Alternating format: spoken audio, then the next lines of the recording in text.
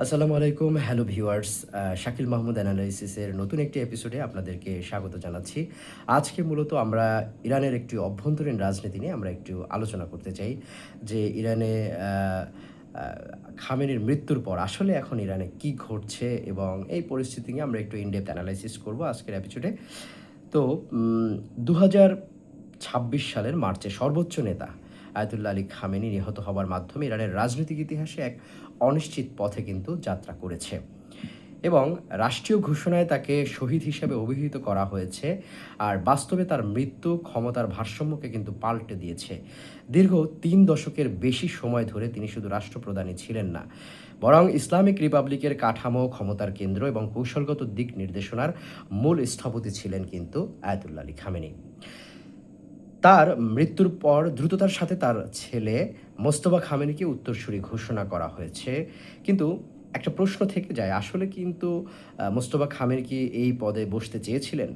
এ ধরনের প্রশ্ন কিন্তু পশ্চিমা দুনিয়ায় অহরহই ঘুরছে এবং আইআরজিসির সাথে সংযুক্তি ছাড়া কোনো বড় দায়িত্বে পিতা খামেনি মোস্তফাকে নিয়োগ দিয়েছেন বলে জানা যায় না।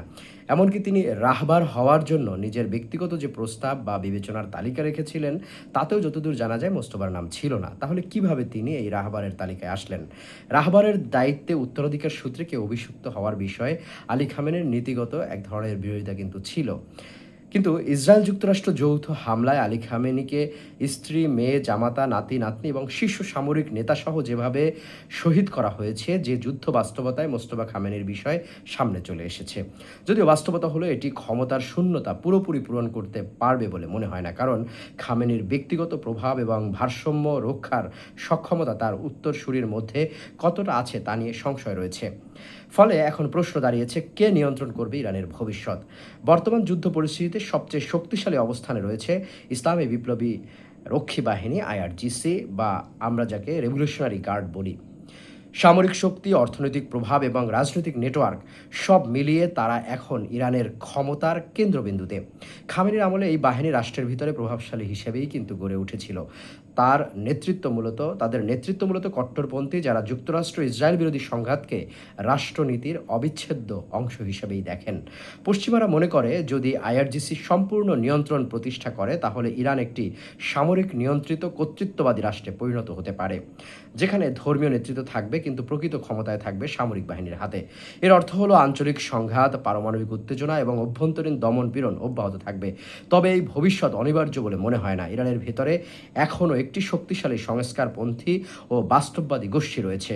বর্তমান প্রেসিডেন্ট মাসুদ পেজেশকিয়ান, সাবেক প্রেসিডেন্ট হাসান রুহানি এবং মোহাম্মদ খাতামের মতো নেতারা নমনীয় পথের প্রতিনিধিত্ব করেন। তারা বিশ্বাস করেন ইরানের টিকে থাকার জন্য প্রয়োজনে আন্তর্জাতিক সমঝোতা, অর্থনৈতিক পুনর্গঠন এবং সামাজিক শিথিলতা।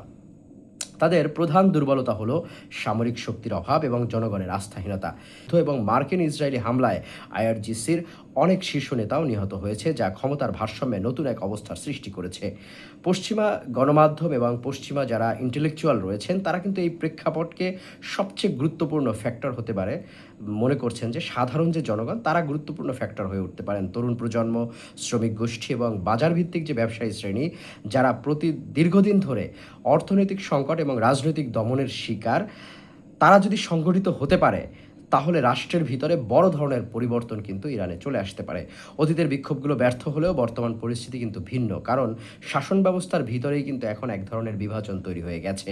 কিন্তু বিপরীত ধারণা বলছে ইরানের ভবিষ্যৎ মূলত দেশের ভিতরে নয়, বরং বাইরেও নির্ধারিত হচ্ছে। অর্থাৎ এটি কেবল অভ্যন্তরীণ ক্ষমতার লড়াই এখন নয়, বরং একটি ভূ রাজনৈতিক যুদ্ধ, যেখানে যুক্তরাষ্ট্র, ইসরায়েল, রাশিয়া এবং চীনের মতো শক্তিশালী পক্ষগুলো পরোক্ষভাবে ইরানের ভবিষ্যৎ নির্ধারণ কিন্তু করে দিচ্ছে। যা আমরা দেখছি যে সাম্প্রতিক দফায় দফায় যুদ্ধবিরতির ঘোষণা, আবার সেগুলো ভেস্তে যাচ্ছে।